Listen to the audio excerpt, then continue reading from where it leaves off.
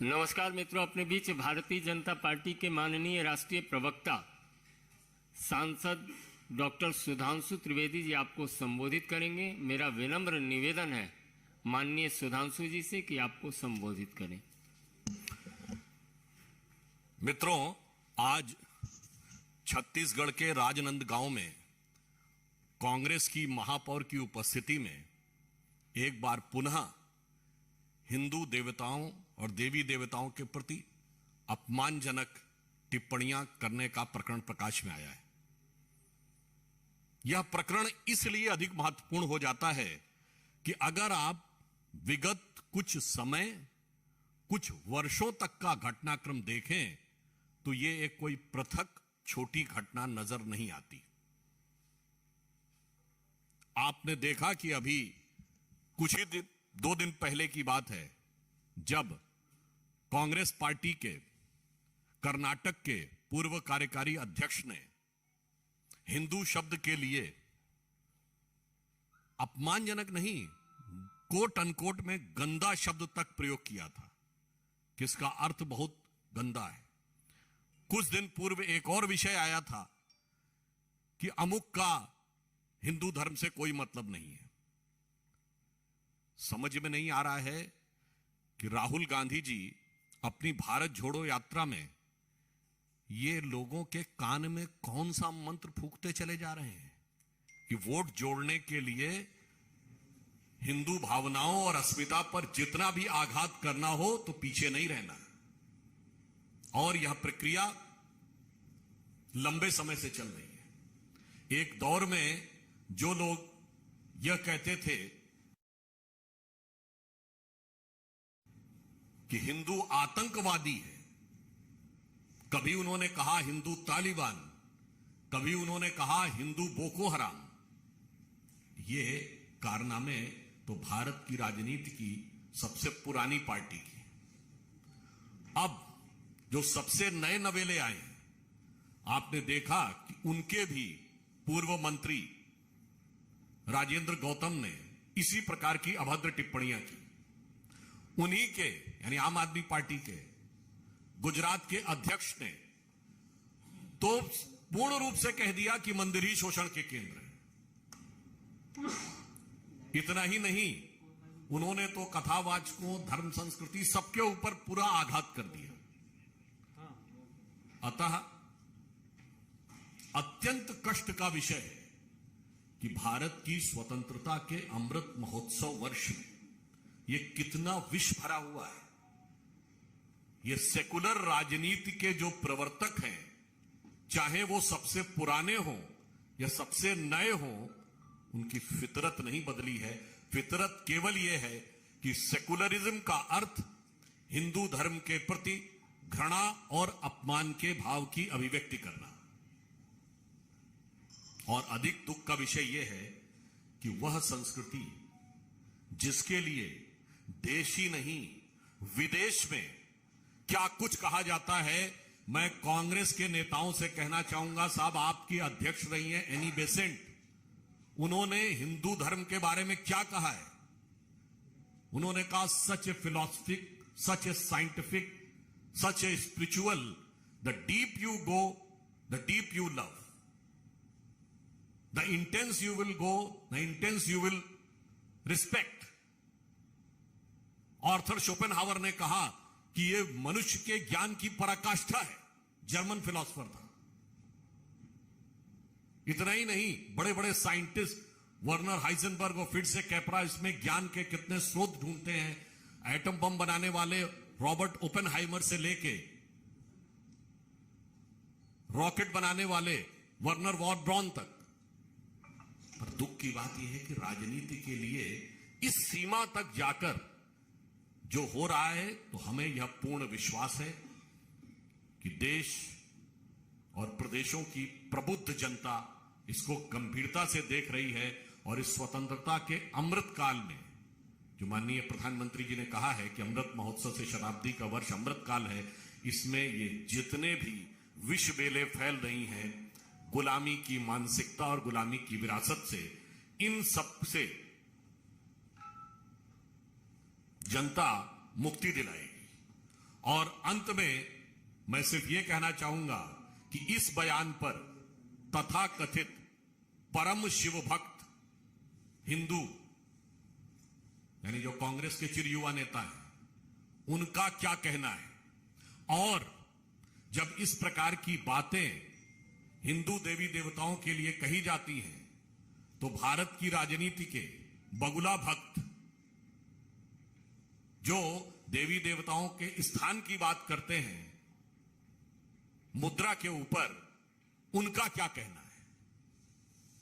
और मुझे आशा ही नहीं पूर्ण विश्वास है यदि आप सभी पत्रकार उनसे यह प्रश्न पूछेंगे तो आप देखिएगा कि उनके दोहरा चरित्र उभर कर सामने आ जाएगा। जब यह पार्टियां एक तरफ दूसरा आवरण मुखौटा और दूसरी तरफ दूसरा मुख लेती हैं तो यह विषय सिर्फ हिंदू समाज के विरोध का नहीं है। यह विषय सिर्फ भारतीय समाज को छलने का नहीं है। यह विषय भारत की राजनीति में विश्वसनीयता के संकट का भी है। इन्हीं कारणों से नेताओं के प्रति विश्वसनीयता कम होती है।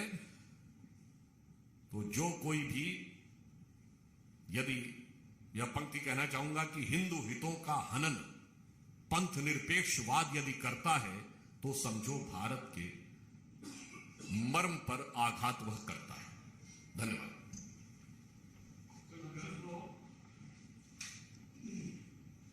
इसी से जुड़ा आज कांग्रेस के जो कल G20 का लोगो जारी हुआ उसमें जो कमल का इस्तेमाल किया गया उसको लेकर हमला किया है कि बीजेपी अपनी पार्टी का सिंबल लेकर सामने आई। देखिए, कमल आज से हजारों वर्षों से भारत और भारतीय संस्कृति में सबसे महत्वपूर्ण है। कोई भी पुष्प, अरे भाई उनको ध्यान नहीं है। कबीर के भजन में अष्ट कमल दल चरखा सोहे पंच तत्व गुण तीनी चदरिया, ये राम नाम रस बीनी चदरिया। वैसे उनको कष्ट भले ही हो, परंतु यह सत्य है कि यदि हमें इंटेलेक्चुअल सुपर पावर बनना है या इकोनॉमिक सुपर पावर बनना है तो लक्ष्मी जी भी कमल पर विराजती हैं और सरस्वती जी भी कमल पर विराजती हैं।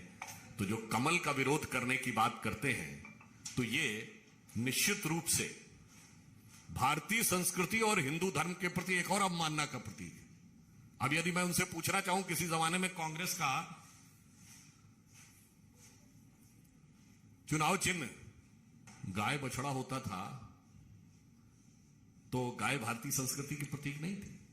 और यहां पर विषय फिर एक बार संवैधानिक विषय पर राजनीति करने का है। भारत का राष्ट्रीय पुष्प क्या है? हम सब ने पढ़ा है स्कूल में, राष्ट्रीय पुष्प कमल है। मतलब राष्ट्रीय पुष्प होगा और उसके ऊपर आपको राजनीति नजर आएगी। यह दर्शाता है कि राष्ट्र और राष्ट्रवाद के किसी भी तत्व के प्रति आपके मन में कितनी अवमानना है और उसको लेट डाउन करने के लिए आप किसी भी सीमा तक जाने को तैयार हैं। और अधिक उल्लेखनीय बात यह है कि ये भारत के राष्ट्रीय पुष्प के रूप में कमल या लोटस का चयन जब हुआ था तो किसकी सरकार थी? अपने ही। चलिए, हमारे प्रति तो आपके मन में जो भाव है, अरे अपने पूर्वजों के कार्य के प्रति तो थोड़ा सम्मान रखिए। दिल्ली के मुख्यमंत्री अरविंद केजरीवाल कह रहे हैं कि यदि वो चोर या भ्रष्ट हैं तो उनको जेल में क्यों नहीं डाला जाता? उनकी कितनी बातों का जवाब दिया जाए। यदि भारत की राजनीति में पल पल परिवर्तित प्रकृति वेश का कोई उदाहरण है तो विगत 8-9 वर्षों में केजरीवाल जी। उनसे सबसे पहले पूछिए कि वो तो ये व्यक्ति थे जो कहते थे आरोप लगते इस्तीफा देना चाहिए, जांच बाद में होनी चाहिए। टोपी लगा के मुझे चाहिए जन लोकपाल, मुझे चाहिए right to reject, right to recall. कहां गया? अरे अपनी पार्टी में एक लोकपाल नियुक्त किया था, याद करिए, एडमिरल रामदास, बाहर।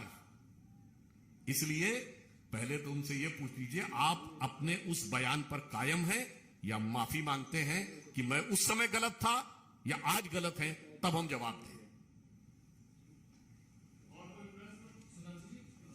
भारतीय नाविक इक्वेटोरियल गिनी में उनको डिटेन किया गया है।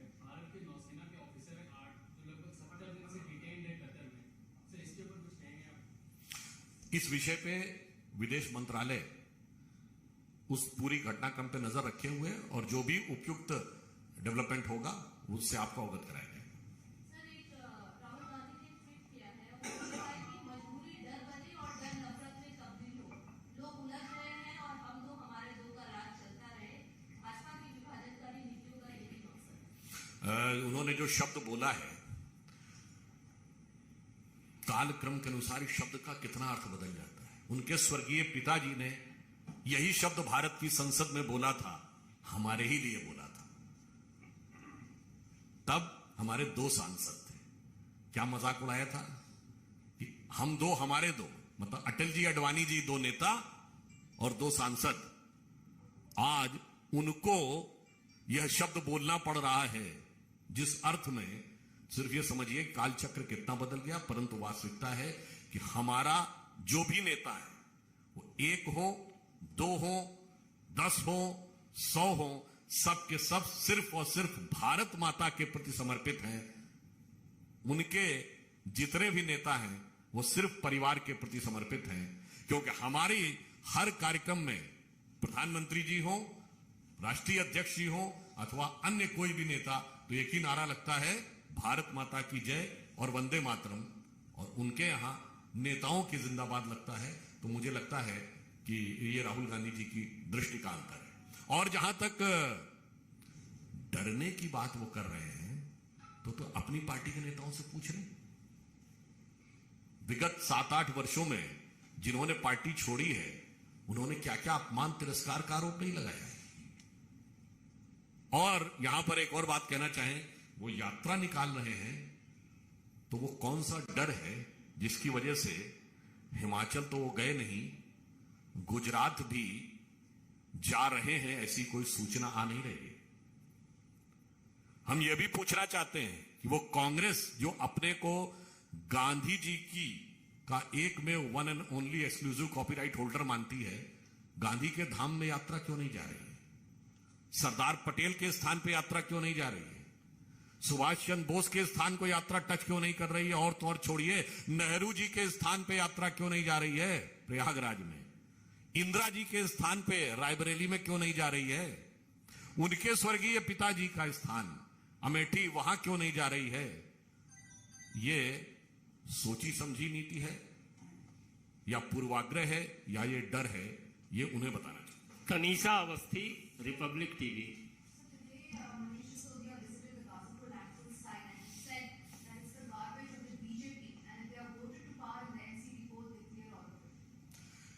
As far as the garbage is concerned, the Delhi which has been converted into a gas chamber, the Yamuna which has been overflowing with the froth of pollution, reminds us these were the same fellows who have promised that within few years we will clear the Yamuna.